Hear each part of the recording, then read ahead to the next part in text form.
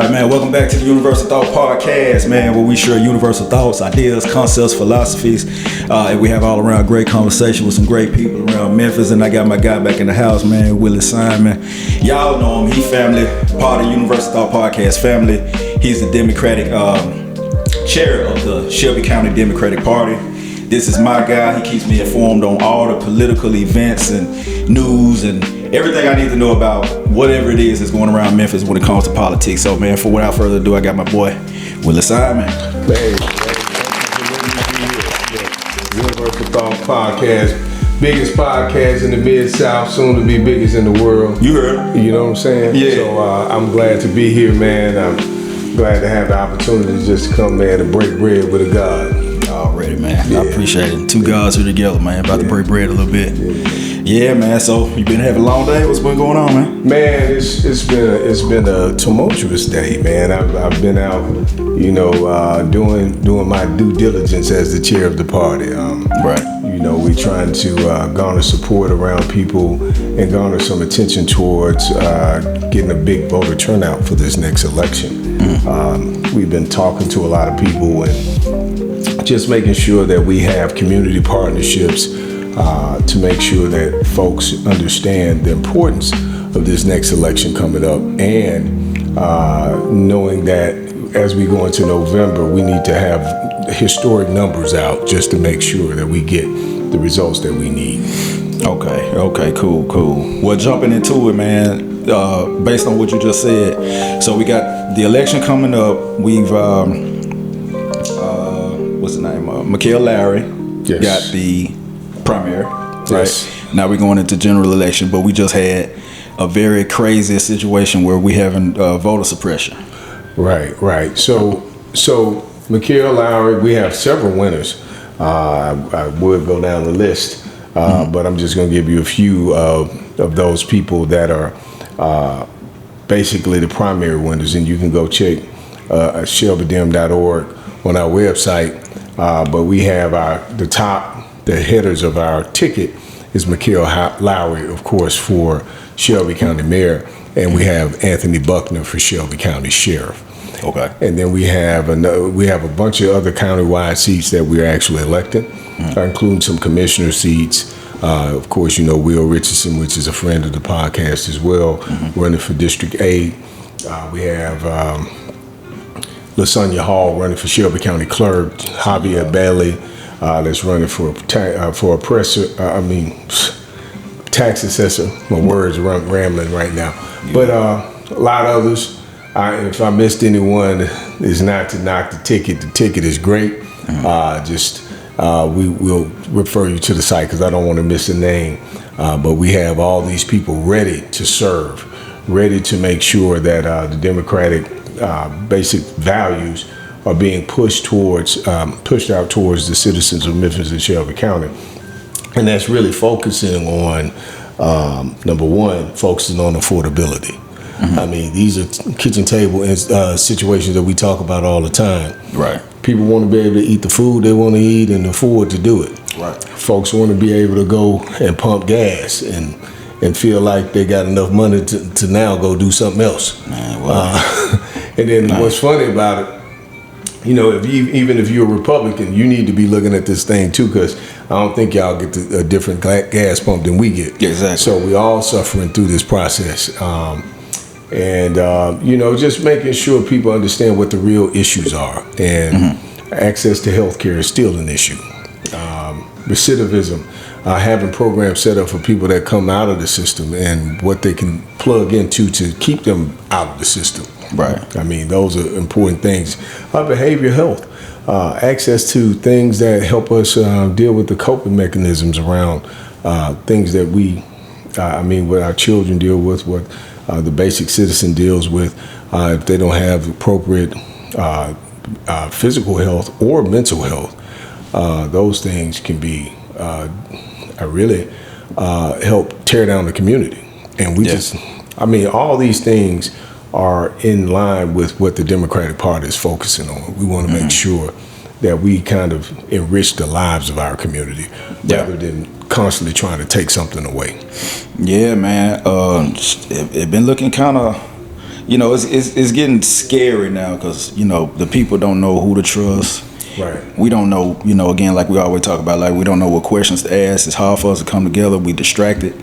And with the stuff, it's even with Memphis and like the corruption and stuff like that. Like do you see, like when you go out, do you actually see people, or do you think it's going to be a better voter turnout? Like are people actually like trying to catch on and ask the right questions?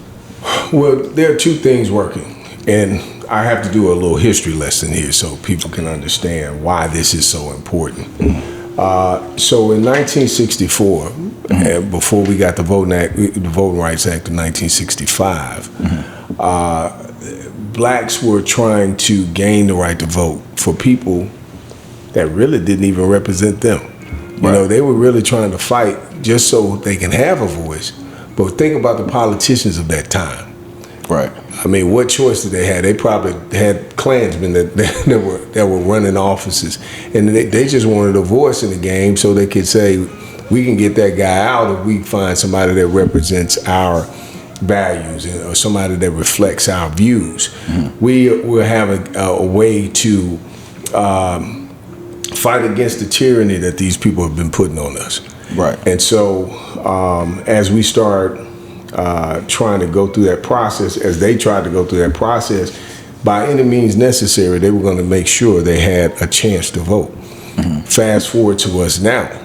We have the right to vote, but we have apathy, and we're sitting on the couch, and we're complaining about issues. But when we have 16% of our voters participated in the last election, with 84% sitting on the couch, then... It was just 16%? 16%.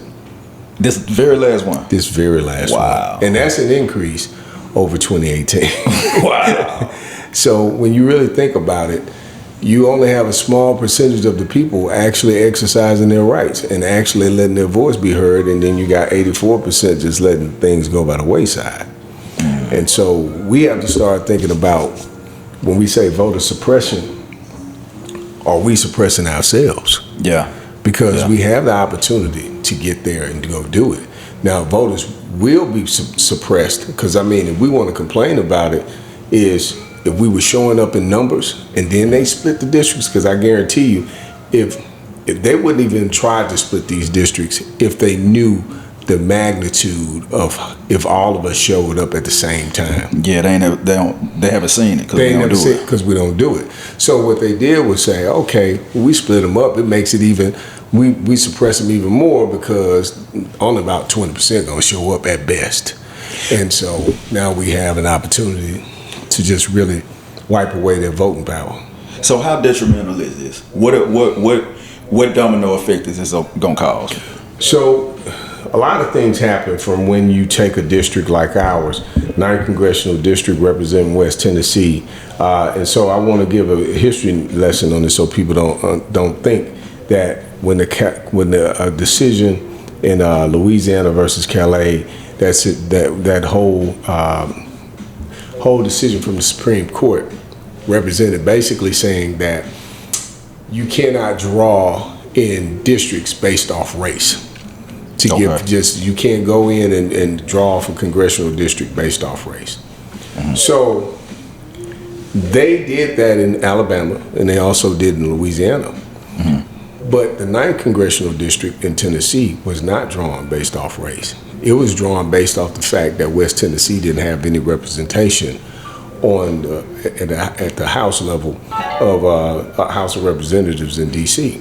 So they decided to say, hey, look, to give Shelby County and Memphis an opportunity to have representation in Washington, they went ahead and drew it that way. And this was in the, I'd say the 60s, somewhere 50s, 60s, somewhere in there. Mm. Now, keep in mind, blacks weren't the dominant population at the time. Right. And there was a man named Kirkendall. Mm-hmm. Kirkendall was the 9th Congressional District representative for years. He won 2 terms, then he got ready to run again, and Harold Ford Sr.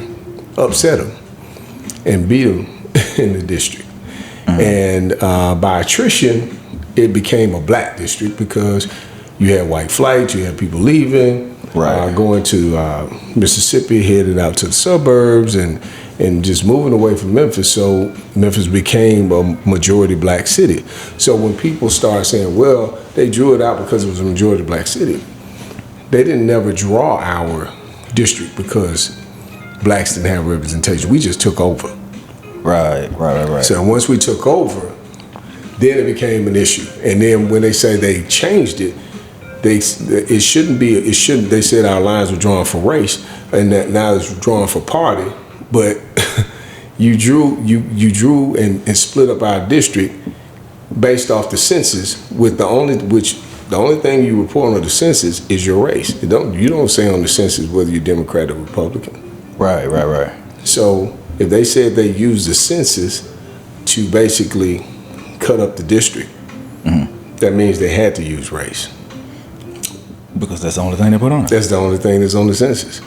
So they're saying they didn't use race to split up the district. Right. What did they use? What did they claim they used? What they claim they used is based off political affiliation, just because Democrats are strong in Shelby County, and they say we split it up based off Democrats being strong. That's not what they split it up based off of. Right. They looked at if you use the census, which does not have any party affiliation information on it, it means that that's not what you were doing. And so it was funny. One of the questions was asked by one of our capable state representatives. He asked a question to one of the individuals, and basically asked a question about he asked the question whether or not they use race. He said, what's the racial makeup of the city that you guys decided to take over? And the person said, I don't know. The representative, he went to law school in Memphis, but he didn't know the racial makeup of the city. He asked one of the Republican counterparts what was the racial makeup, and he said he didn't know. Where was he from? I forget what area he represented, but he went to law school in Memphis. Now, anybody that comes to Memphis and don't know the racial makeup, right? Oh, you ain't even got to come to Memphis. Yeah. I mean, you ain't even got to come to Memphis. Just turn your TV on. Just turn your TV on and figure that out. I think Memphis is probably the largest majority black city, at least in the South. At least in the South. Yeah. So, when I heard that, I was like, I can't believe this guy said it. Yeah. So I noticed that you use before you make a point, you go into history a lot. Yeah. Do you? And I know why I actually do that too. I like to because sometimes people may not know where your mind frame is, and they may think you're about to say what they're thinking. Right. Well, I'm trying to base everything off history. So if I explain this and lay down a foundation, you will understand my point of view. That's right. Do you think most people would need to kind of do their history before they actually understand anything about what's going on politically? Yeah, I think that's very important, because one of the things that we can't gloss over the fact that the reason why we have a right to vote is because the people back then fought for it. Yeah. Somebody asked me why the Souls Souls to the Polls event that happened at Mississippi Boulevard a couple of weeks ago.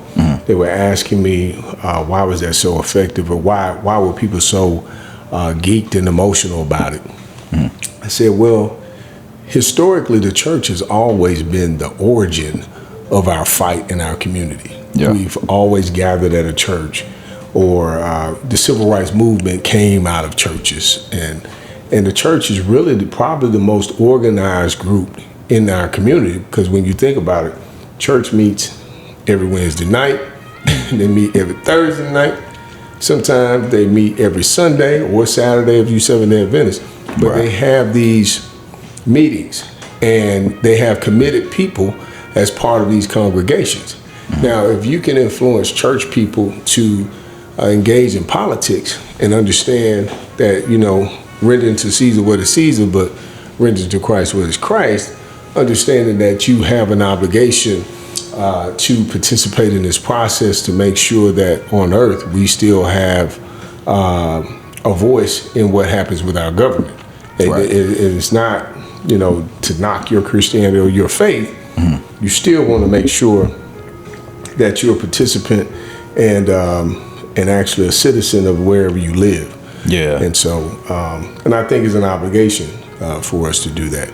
I don't see how like people in the church can avoid being involved in politics. Right. Even though they say, it's supposed to be a separation of church and government. Right. That's always been a thing.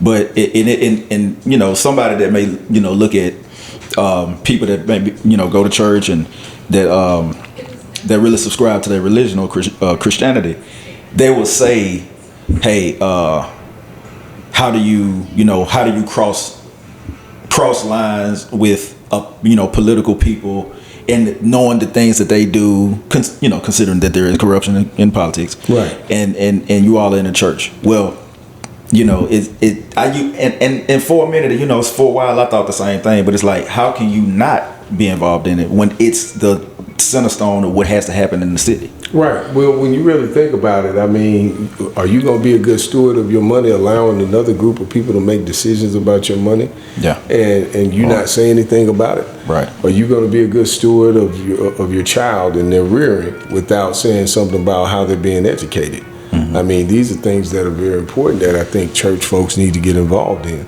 And I think anybody that's has a faith or some kind of belief system should be involved with making sure that whatever they pay their taxes into and whatever they invest in, they should have a voice in it. So, right. Yep. And then that's, and I get that it's just,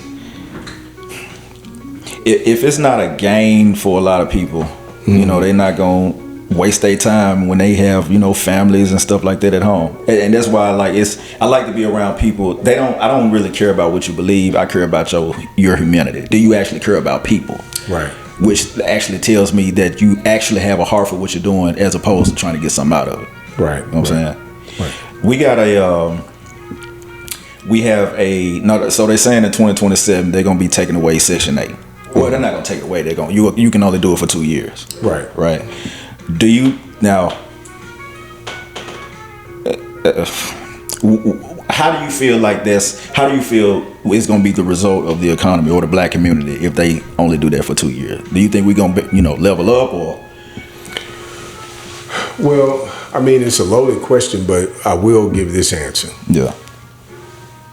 If you've been oppressed for 400 years, mm-hmm. and you have generational after generation, you have generational poverty in the family, mm-hmm. how is 2 years going to give you an opportunity to level up? I agree. I mean, because when you really think about fiscal responsibility, when you start thinking about how not physical fitness, but your fiscal fitness, how well do you know how to manage money? If you're in a situation like you're in Section 8, number one, you're there because you don't have the funds. Right. I don't think anybody signs up to say, I want to be Section 8. Mm-hmm. It's part of you trying to pull yourself out of a situation. And then if you're trying to pull yourself out of a situation, they put you in a situation for 2 years. Mm-hmm. Keep in mind, how you got there was because you had enough to qualify for Section 8, but not enough to not have government subsidy.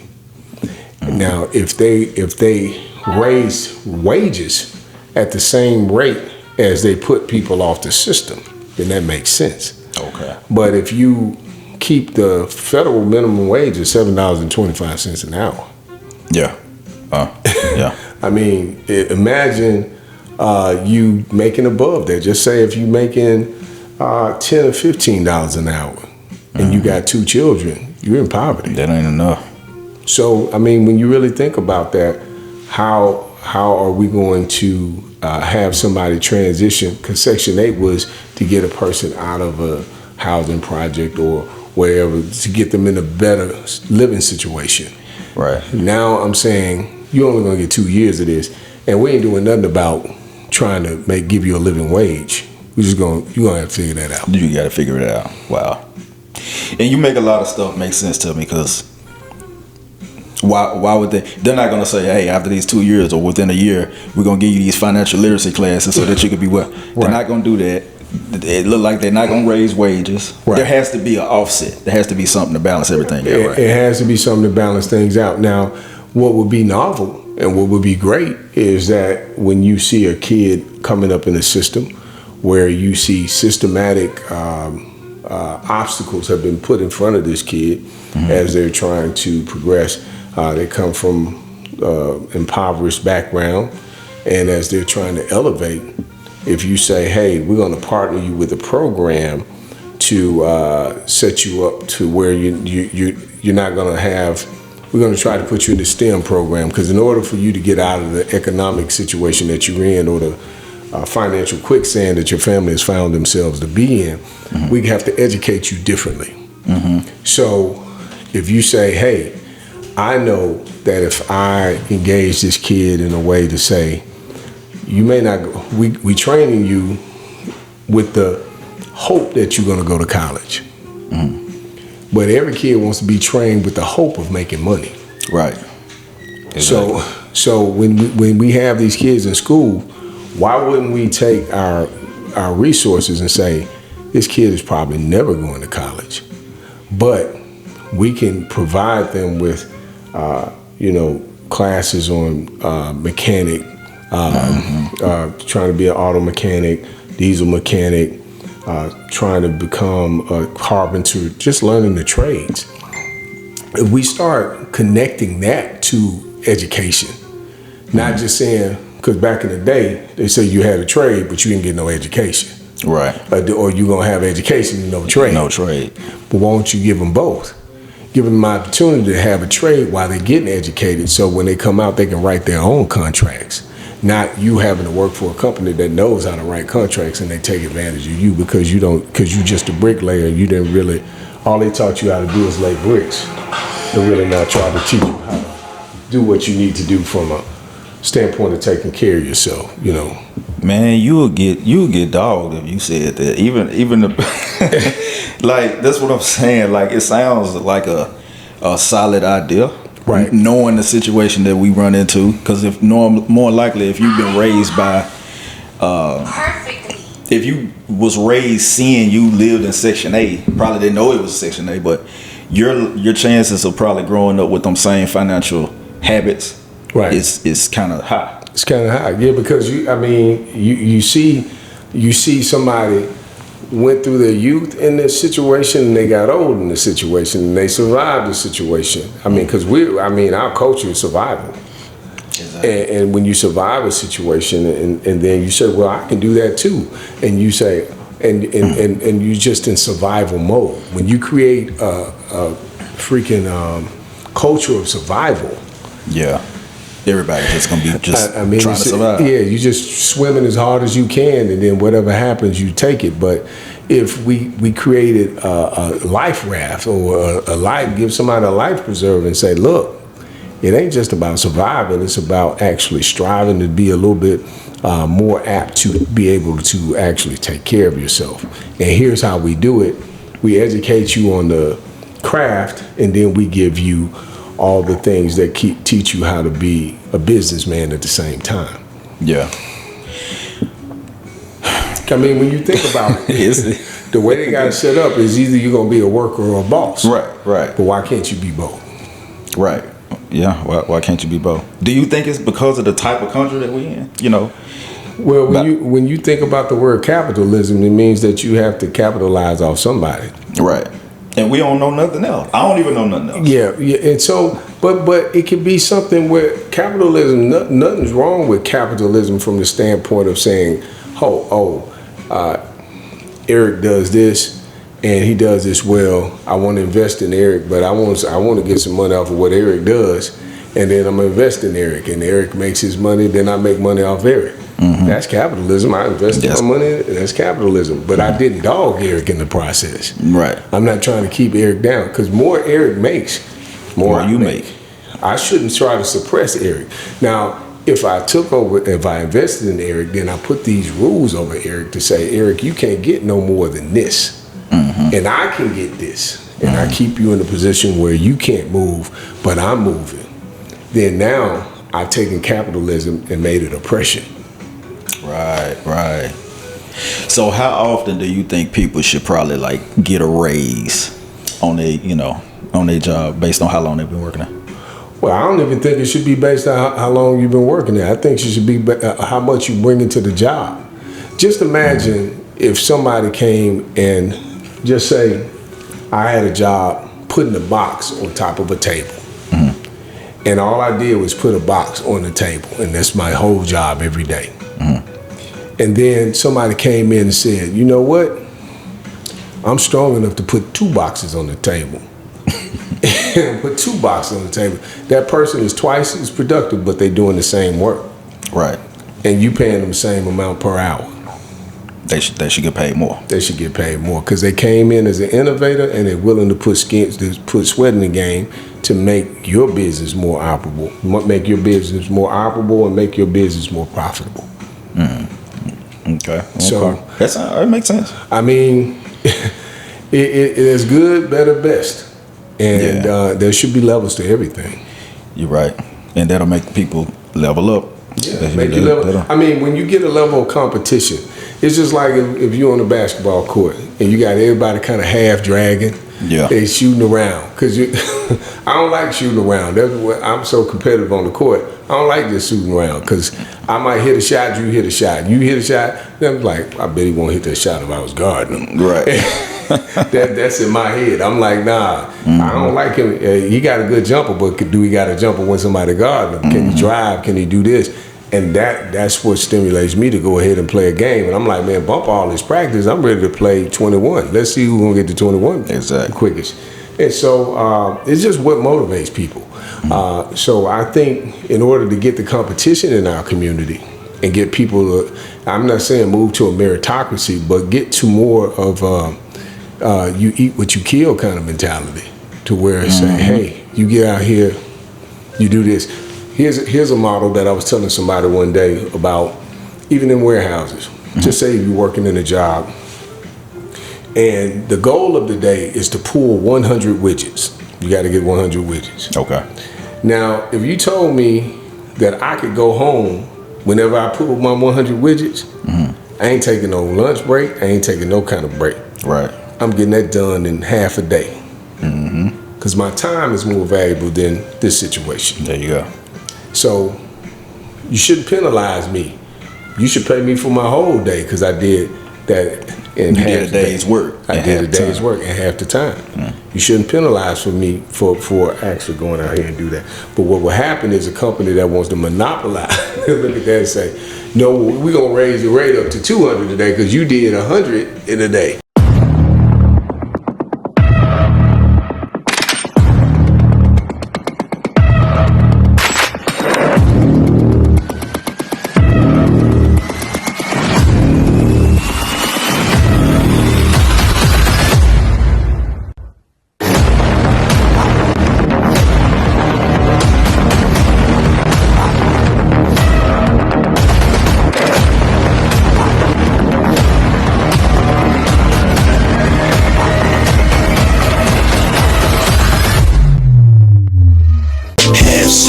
serious is the show. Half serious is the show. Half serious is the show.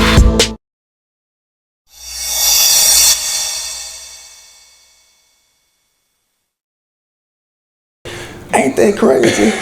You can be at work all day with nothing to do, but you gotta stay there to get paid. Exactly. Ain't nothing to do. Ain't nothing to do. You've already met the goal.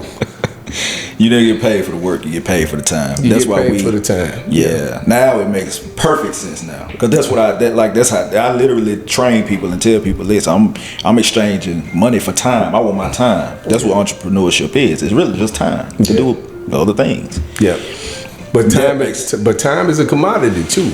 Yes. It's a valuable commodity. So I think when you can give people back their time, you can get better employees. If I told an employee, hey, look, you got to get off early today. You got to go take your kid to the doctor. We got 100 widgets to pull. And you say, you know what? I'm coming to work and I'm going to pull my 100 widgets before 12. And then I say, no, because you need to work all day. Now, number one, I'm restricting my production because I don't want to give this person freedom to control his time. And so if that person came and pulled that 100 widgets in half a day, I should be able to suck that up and say, all right, man, you can go home. Right. I mean, because it's fair exchange. Yeah. You know, I got what I wanted, and he did it in half the time. I allotted that time to him.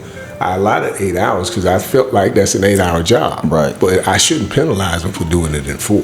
Right. And now they're going to take up the whole 8 hours getting this job done.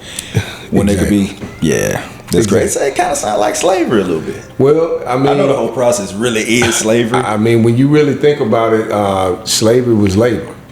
I mean, and it was free labor, and it was brutal labor, and it was a oppressive whole mindset that you put in the minds of people, and broke them down to chattel, not even people. Yeah. And so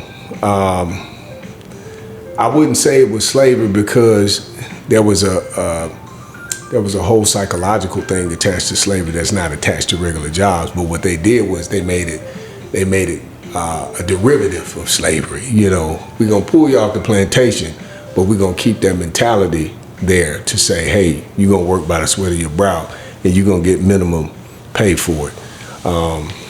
That's the kind of thing that not all companies do this, but some do. And that's the kind of mentality that some companies may show towards people. And that's why labor unions are important. Right. That's why you got people that are professionals saying, hey, look, man, I'm a pipe fitter. I'm a freaking electrician. I went work and did this.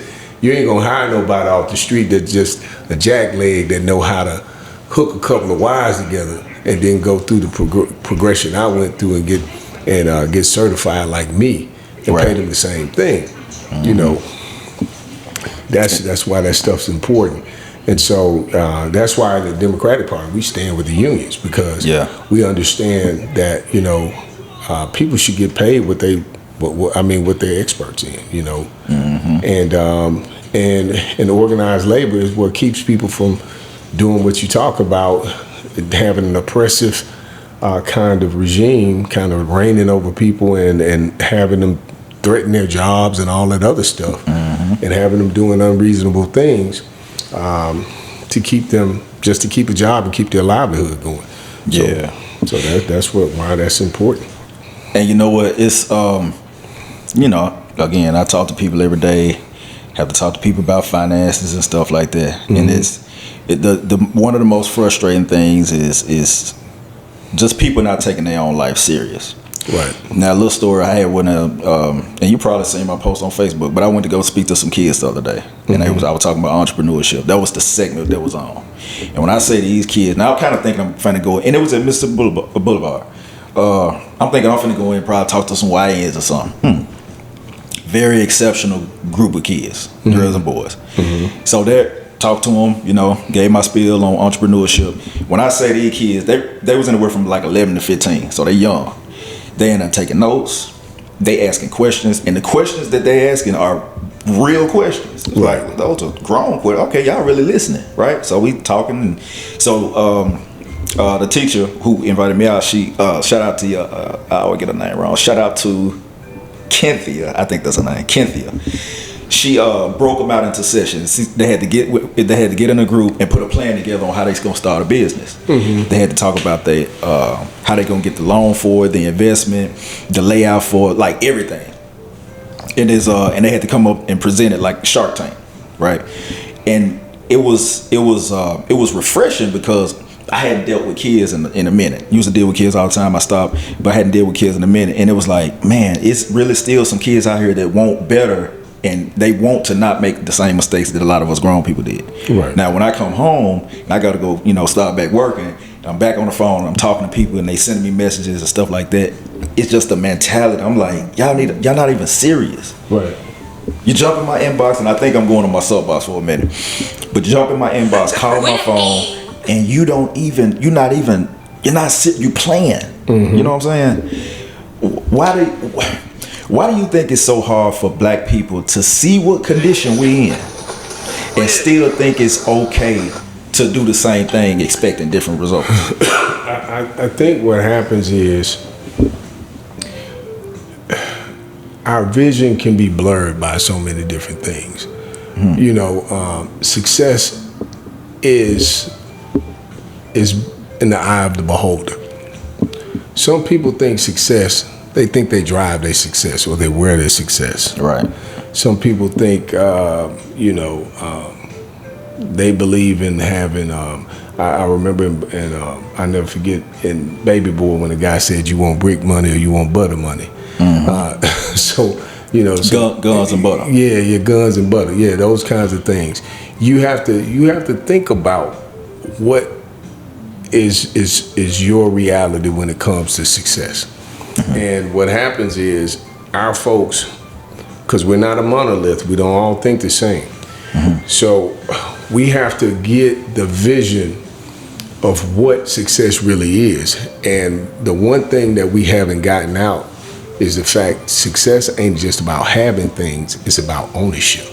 There you go. That's what I'm saying. And so once we teach ownership, because somebody can rent a nice house, you can rent a nice mansion, you can rent a nice car. Right. But do you own any of that?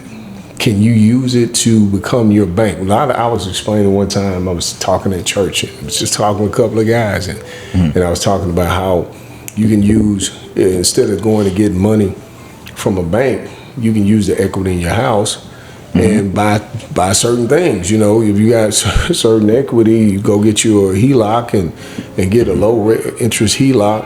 And if you want to buy your tractor or whatever, you can buy it out of your house.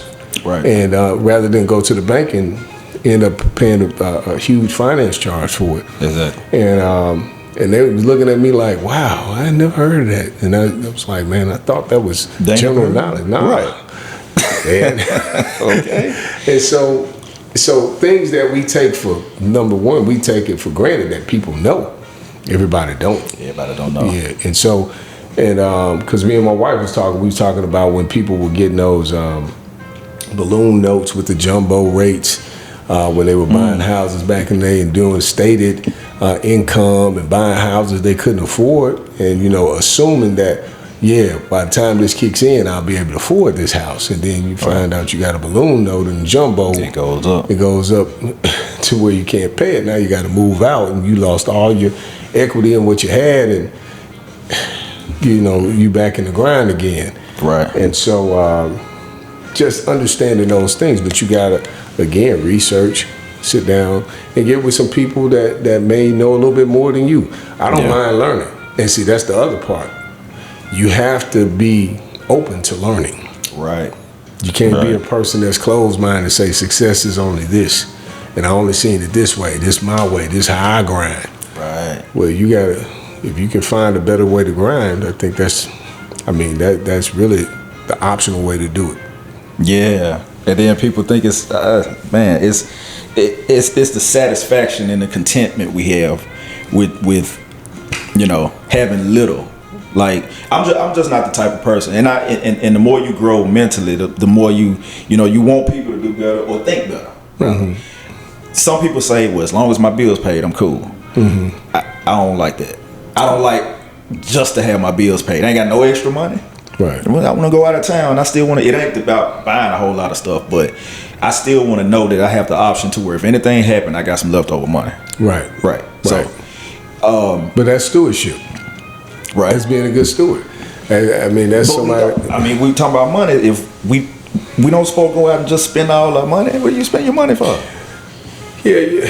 Again, it's that value system. It's like if I look it, then I got it. But when you find yourself, you may look it, and then the first calamity comes up, and then you got to sell all the stuff you had. Then it's not worth it. Man, that's messed up. Yeah. So what we got coming up, man? What should we look forward to in Memphis? Man, look, one of the most important things that we need to do is get behind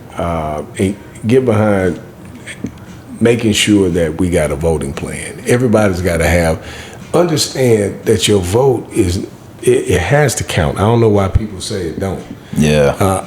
When you really start thinking about who puts in laws and rules to stop some people from doing something that don't even matter. Right. Why would they waste the time? Why waste our time? Why waste our time on that? Yeah.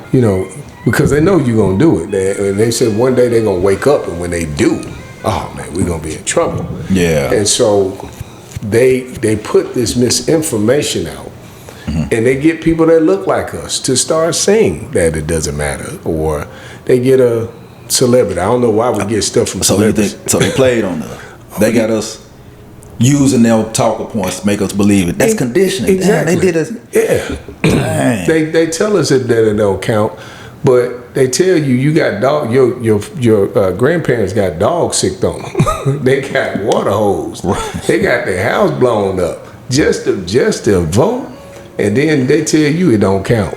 It didn't matter. Well, y'all was sicking dogs on folks to stop them from voting. Right. Y'all was shooting people at the polls to stop. I mean, all kinds of different things will happen to people. They killed the Goodman, Cheney, and the three guys in Philadelphia, Mississippi. They murdered people because they wanted to register voters. And you mean to tell me that it doesn't count? I mean, that makes sense. I mean, you gotta understand that, because this country was built on one man, one vote. Yeah. And if they took that one person out of that, and they're basically saying you're not part of that, you saying you ain't a man. Yeah. Yeah. So you shouldn't have a vote. Right. So, I mean, nah.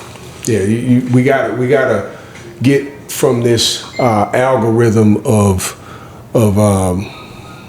really denial of the fact that we have the tools we need.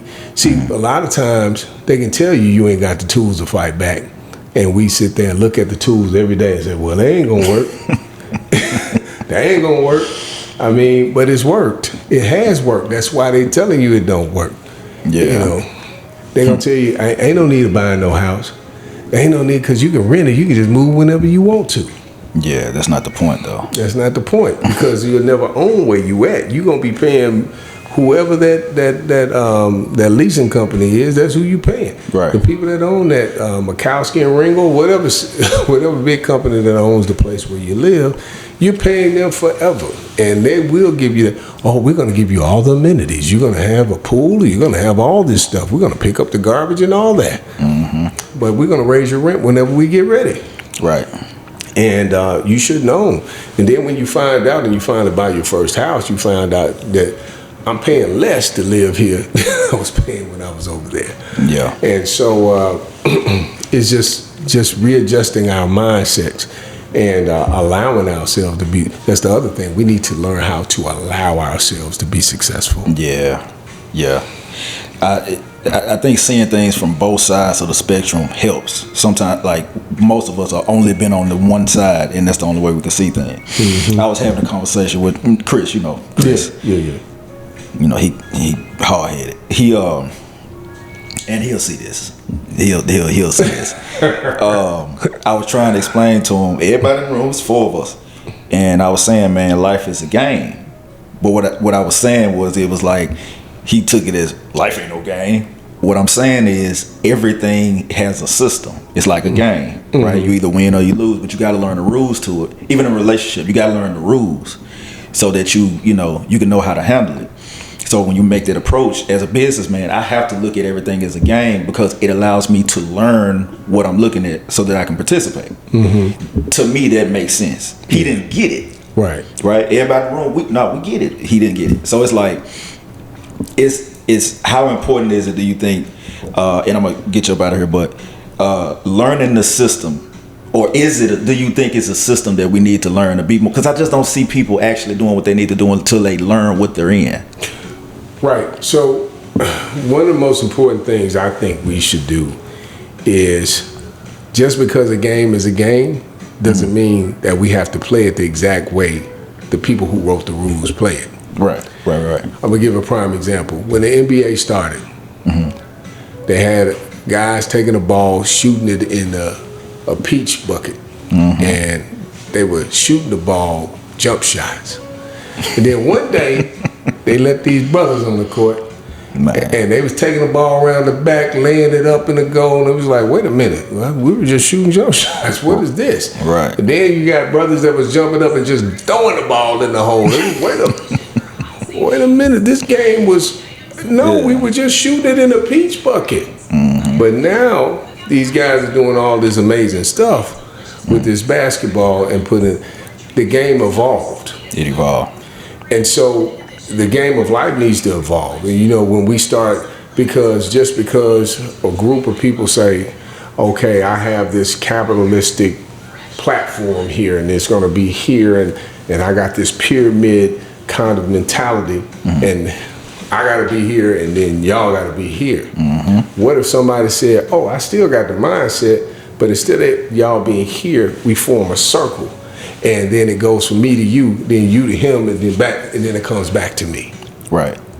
Even though we capitalizing on all this stuff that's around us, but it then comes back. Yeah. It becomes circular and not pyramid. Right.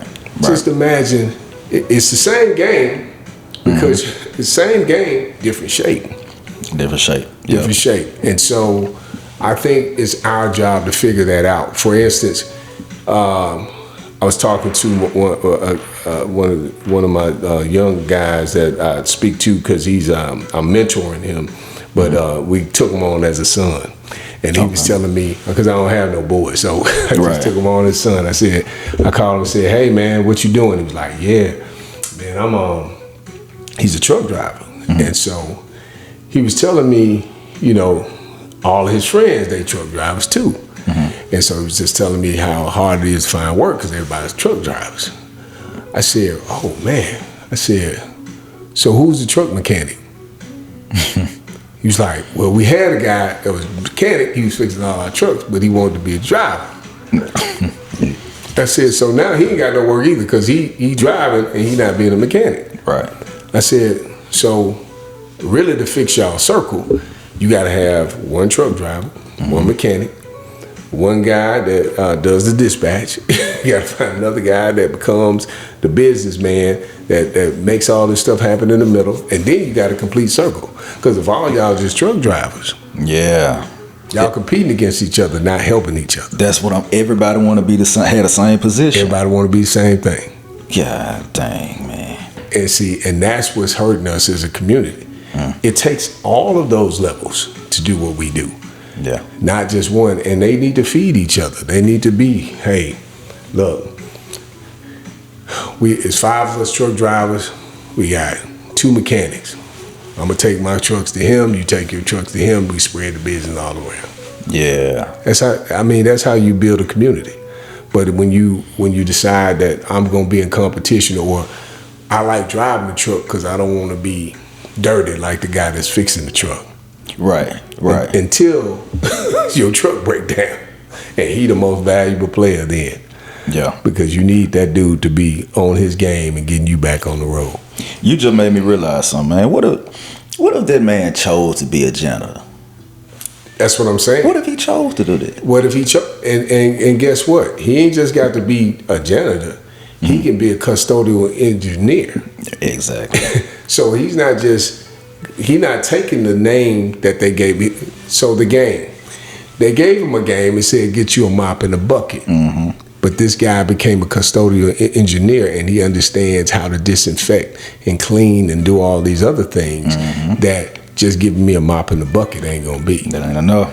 So this guy took that same mop and a bucket and he turned it into a whole new game. Now I'm a infection control specialist. Really? That sounded important. Hey, it's very important because I'm gonna tell you one thing. I used to be in administration in the hospital. Yeah. And what people used to say, I had somebody tell me one time, he was like, yeah, these guys are not cleaning the room up correctly. And I don't know what's wrong with them and blah, blah, blah. And I said, well, I think we need to treat them with respect, because I don't care how well you do surgery. If that room is dirty and they get a staph infection, your surgery went to pot because they dying. The people gonna die. Right. So you let that infection control specialist be who he is, and you be whatever you are, and respect their craft, so you can feed off each other.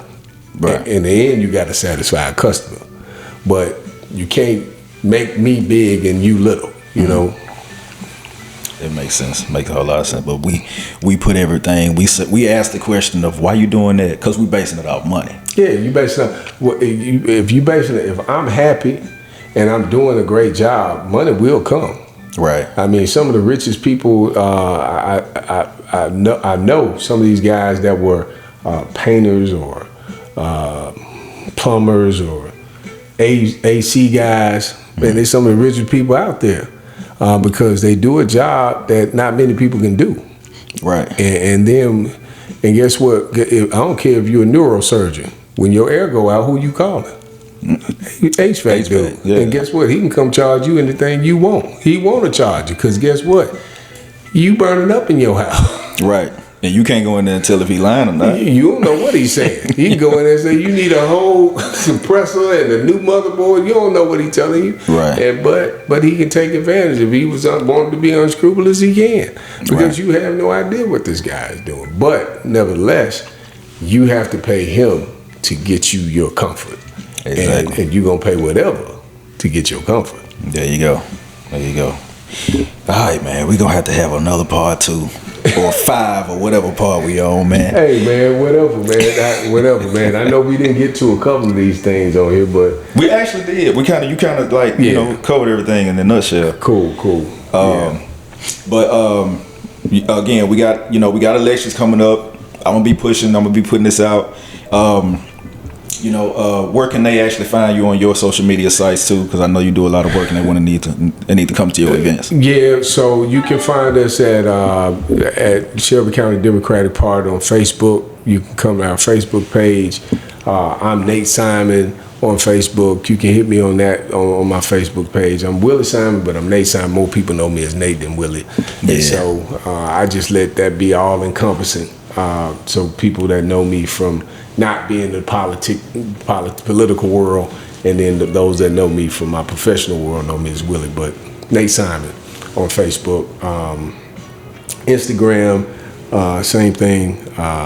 But just be on the lookout because we're gonna have information everywhere. We're working with a whole lot of different groups with the NAACP. We're working with Shelby County Voter Alliance. We're working with all these different groups, trying to make sure we funnel people to get the resources they need. And it's not necessarily as a party. We want people, of course, to vote Democrat. Right. But as a citizen, we want people to participate in the process. Right. So some of these groups are nonpartisan, and they're just trying to get people registered and people out there to participate in the process, and we want to promote that. And right. So that's what we'll be doing. Want to promote the Democratic ticket. You'll see that on our Facebook page. It'll be on my Facebook page showing you everybody on that ticket. You got to vote the whole ticket, not just the 2 people at the top. Mm-hmm. Every last one of them, because all those offices feed into each other. Mm-hmm. And that way we can start having some accountability, not just from the mayor's office, but all the way down to the person that's county commissioner in District 13. Mm-hmm. You need to be able to have that conversation to say, here's the anatomy of a problem. Mm-hmm. I got a problem in my neighborhood where sewage is backing up. Mm-hmm. Who do I go to for this? Right. So you can hit the mayor's office, but what if you can go to your county commissioner's office? They can get to it quicker because they work in that district. Mm-hmm. What if you can go to the county commissioner who has a relationship with the city person that can actually help this happen? So start using these resources the way we need to use them and making these groups work together. Mm-hmm. This is not a monolith. All of us need to be working together when it comes to governing. And so we can force that by understanding what these people do and having them collaborate. And that was actually why I had interviewed everybody, because I didn't know either. I didn't know all these positions really played a part in how we operate as a whole. Yeah. So now I understand. Now I get it. Right. Yeah, makes sense. And then you don't want them.